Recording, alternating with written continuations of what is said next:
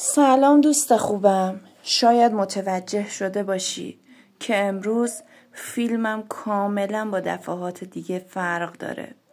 اگه توی زندگیت بعضی وقتا حالت بد میشه، سردردهای بیجا میگیری، دلواپسی ها و نگرانی های الکی میاد سراغت، وقتی عزیزانتون ازتون دور میشن مدام نگران و مضطربین، یا اینکه وقتی تو خونه هستین درگیری ها، جر و بحث های مختلف میاد سراغتون، و از همه مهمتر وقتی فکر میکنین دست به هر کاری که میزنین با شکست روبرو میشین، یا به قول معروف بدشانس هستین.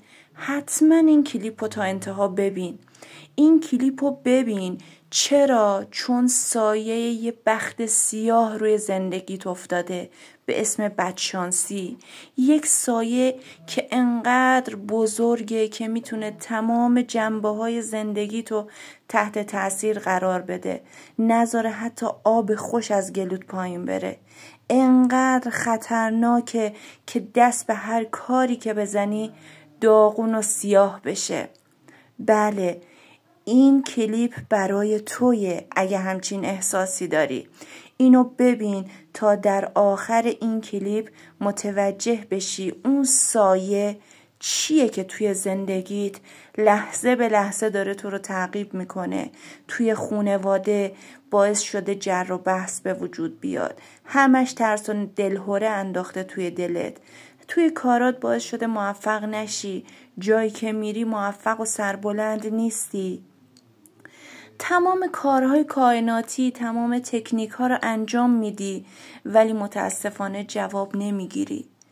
دوست خوبم، این سایه سیاه که توی زندگی تو افتاده، امروز میخوام با کمک یک تسبیح به مدت 21 روز این تکنیک رو انجام بدی و خودتو از این منجلاب در بیاری.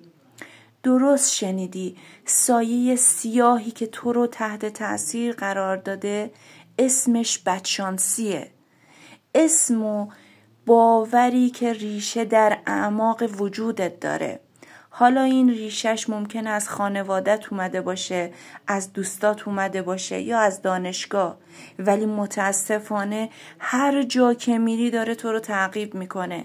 دیگه وقتشه تا نابودش کنی، تا بتونی به آرزوهات برسی.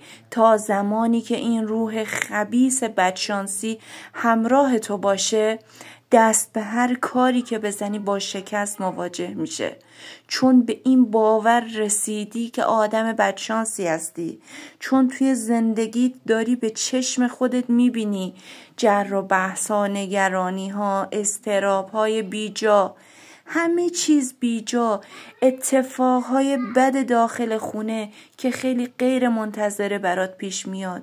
اینا همه نشون دهنده همین سایه سیاه و نگونبختیه که روی زندگیت افتاده. امروز میخوام با کمک یک تسبیح و یک ذکر خیلی کوتاه بتونی اینو نابود کنی برای همیشه، تا انرژی منفی رو از خودت و خونوادت و زندگیت و محل کار دور کنی. تا زمانی که این وجود داشته باشه تو نمیتونی به هدفهایی که میخوای برسی، تو نمیتونی به آرزوهات برسی، نمیتونی یک زندگی خوب و برای خودت و عزیزانت به وجود بیاری. میدونی چرا؟ چون یک باور خیلی منفی توی زندگیت وجود داره. قانون تسبیح و ذکر تسبیح اینه که روزی 108 مرتبه باید با خودت تکرار کنی من آدم خوششانسی هستم. 108 مرتبه صبح و 108 مرتبه شب قبل خواب. میدونی چرا این موقع؟ چون انرژی ها در بالاترین سطح ممکنش قرار داره در این زمان. ترجیحاً تسبیحتون سنگی یا گلی باشه. چرا؟ چون از جنس خود ذات اصلی انسانه و فرکانس و انرژی که داره خیلی بالاتر از تسبیح‌های پلاستیکی یا فلزی یا هر جنس دیگه ایه.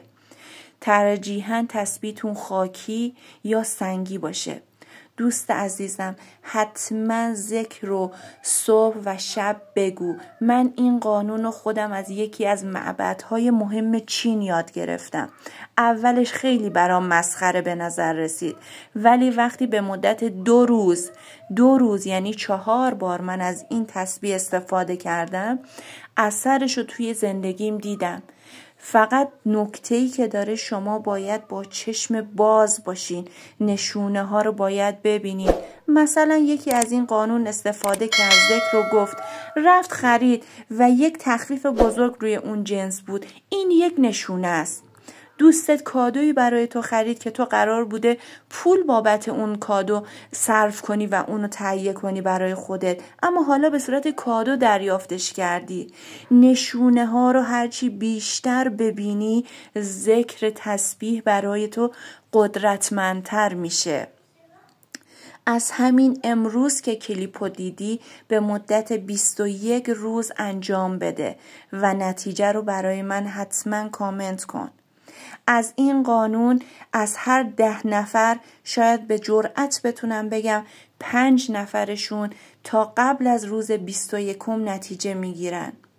تو هم دوست خوبم، برای اینکه بتونی به هدفات برسی، برای اینکه بتونی تکنیک ها رو درست انجام بدی، باید این قانون رو انجام بدی، باید این ذکر رو بگی تا سایه نگونبخت و شوم باورهای منفی از زندگیت پاک بشه و بعد بتونی بری سراغ خواسته هات و بعد بتونی تکنیک های دیگر رو بری تا قانون جذب رو برای خودت فعال کنی. شاید اگه قانون جذب هنوز فعال نشده، یکی از علتاش این باشه. دوست خوبم، ممنون که تا اینجا همراه هم بودی. شب و روزتون خوش.